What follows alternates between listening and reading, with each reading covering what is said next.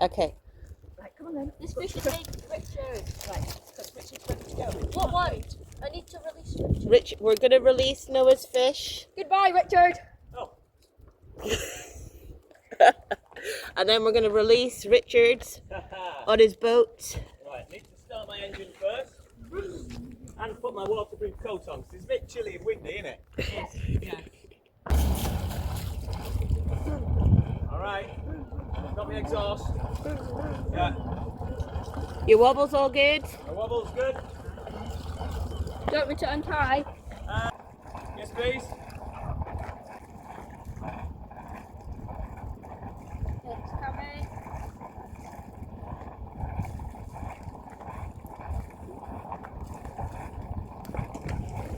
Nice.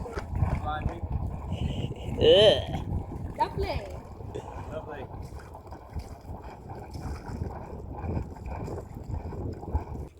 Don't you get worried when you Yeah. right home? Yeah. Yeah. You're very brave. Yeah, you have to get worried. If you don't get worried, you're going to do something wrong. Uh-huh. Ah, right, so now I've only got the one line on, which is tied here. Yep. And I can do that from down here. Okay. Okay. Thank you very much. You're very welcome. So good to see Stay you. safe. Bon voyage. Board, didn't we? Yeah. Did some passage planning. Looked at the maps. Talked about tides. Right. Bye, Shall we- Richard. Good Shall luck. we walk around here and then we can wave him out the bay? Well, that was a really nice goodbye from Stonehaven with Natalie and her family to say goodbye to me. Friends of Nina's and now friends of mine, I think. So today is going to be 10 hours motoring. Hopefully there will be some wind coming. I see I've got my jacket on because it does blow a little bit chilly every now and then. But let's just see where the wind blows.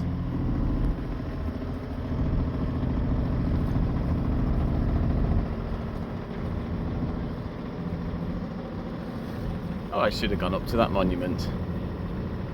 Lots of rocks around here. Should be clear of them on my current route.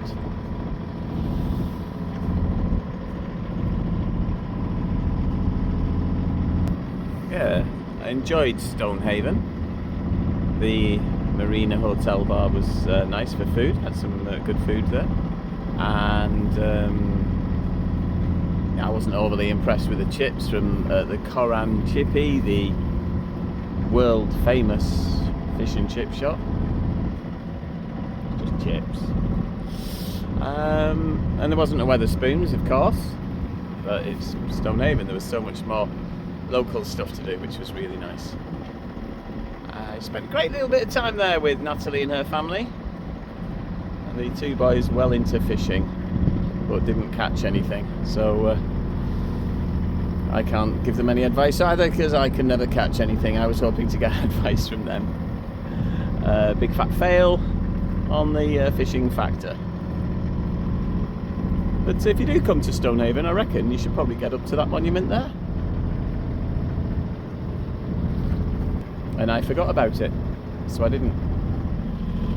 And this is me motoring now for the next 10 hours because the wind factor is a little higher than it was before, so maybe I will get to zero. There you go.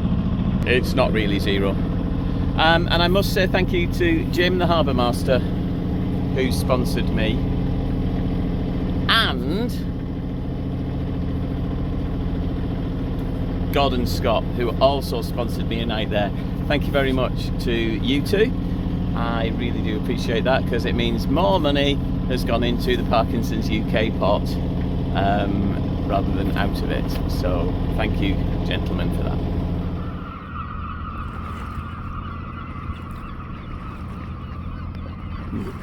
definitely need to get yourself a sup pod and go and explore those caves as well. They just look like great fun. And all those seagulls just got super excited and shouty as I came forward. I need to look into my mast. I don't mean my mast, I mean my roller furling. This is the splice for the endless loop, and unfortunately when it gets to there it jams and won't go through the furling system, which means I now have that much white sail sticking out, and that's fully furled in now. So what it means, I'm going to have to, when I get to Arbroath or wherever, drop the sail, rotate the furler system until that splice is right at the other end and almost back into here, but on the other end, and that'll give me some more time. Basically, I need to splice it properly. Yeah, I've never done that before. I've not tried there, but I have tried, and I haven't been happy with my results. So unless I can find somebody in Arbroath who can do it for me, I'll be dropping the sail, spinning it around, then pulling the sail back up. And those of you who've watched the videos before, you know that pulling the sail back up is a pain. So I need help to do that as well. I've also just spotted a fender in the water which I might try and rescue. Can you see it? Right, well, it turns out that fender is actually not somebody's dropped off fender, but it is somebody's amateur fishing pot setup. So it's connected to something heavy on the ground. Also, wish it hadn't been raining so much yesterday, because I would have gone to explore that. It's Dunatar Castle. It's 1.5 miles away from Stonehaven. And I did think about it, but it was pouring down with rain all afternoon after church, and church was good. The St James Episcopal, and the dinner afterwards. Had dinner afterwards. They invited me. It was all in the church hall. It was really nice. The only exciting thing that has happened in the last 2 hours is I've been dodging these things. There are plenty of them all along this line, because basically I'm following the contour, and that's exactly the same thing that the fishers do when they are fishing. So what depth am I in? 20 metres. I'm in the 20-metre contour, and that's taking me straight to Arbroath. Admittedly, my time to Arbroath changes from about 3 o'clock to 4 o'clock, and I need to get in before 4 o'clock. So yeah, I need to make a decision, but not yet. And there's nothing I can do until about 4 o'clock, when I am there or I'm not there. And my ear sticks out with this hat on. Let's just tuck him away. There we go. The wind keeps blowing up, bang on the nose, right on the nose. If I sail, I will definitely, absolutely not get there in time, because I can't go straight towards the wind. I have to go that way, and then that way, and then that way. I tack at about 90 degrees, so it's going to take me forever to get there. There's probably some maths to do, and I can tell you how much longer. But or I motor into the wind and maybe make it at 7 minutes past 3 at the moment, according to that. So I've got some mental arithmetic to do, and I've got some physical stuff to do, because I keep having to avoid those fisher pots. And that's all that's happened today. But there is some beautiful scenery. Let's have a look.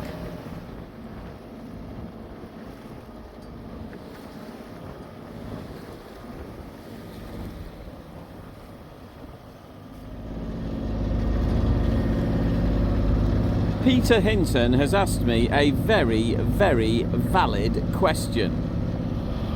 In the tedium of just motoring along whilst on autopilot and avoiding fishing pots, I got to reading my YouTube comments from the last video, and thank you so much for your support. There's a guy called John and a guy called Jeffrey. Thank you. I think I know who you are in real life. But Mr. Hinton, you asked me a very valid question. Why is that not hoisted properly? And I agree. If I'm going to go to all of the bother of having a royal ensign, I should have the respect to keep it right. Let me tell you my excuse, and I will tell you my remedy. That starts every morning up at the top. And if I've got the engine running or vibrations or whatever, it slowly wiggles its way down to the bottom. So I need to stop it wiggling its way down to the bottom. There we go.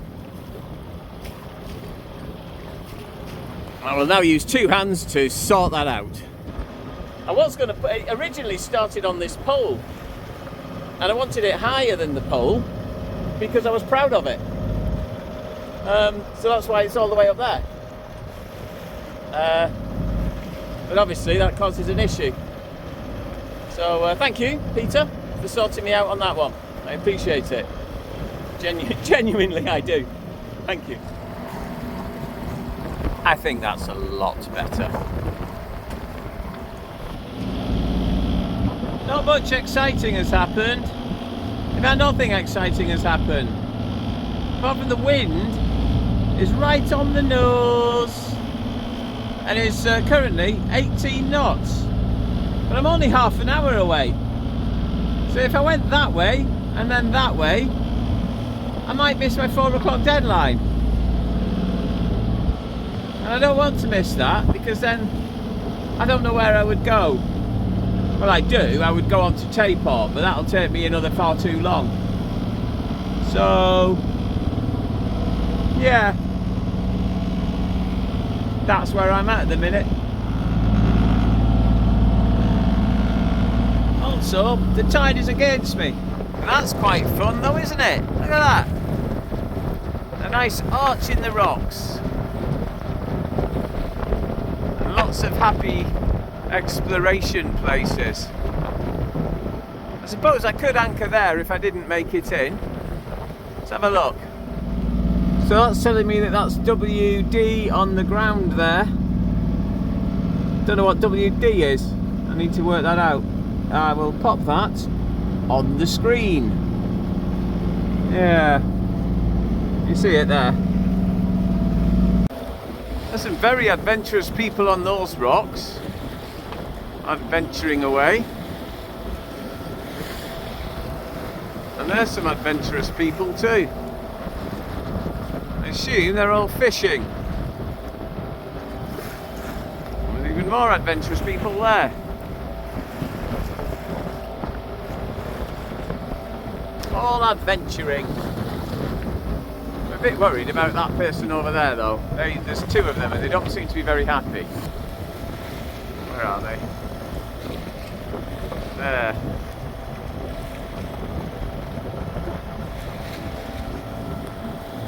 Far too close to danger in my opinion. Says the guy who's on a 28 foot ledge in the middle of the sea. Alright, this is fun. Can you see the leading lights? I've got to line those 2 red lights up. So I'm going to do that now.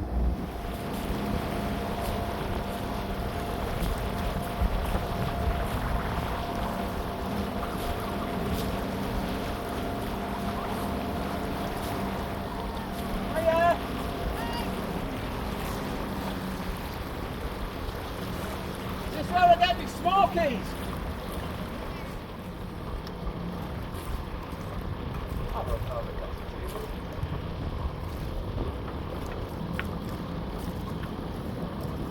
Arbroath by then.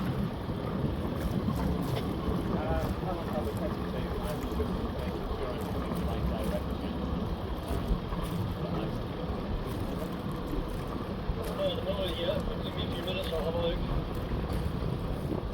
Thank you, Greg. See you again.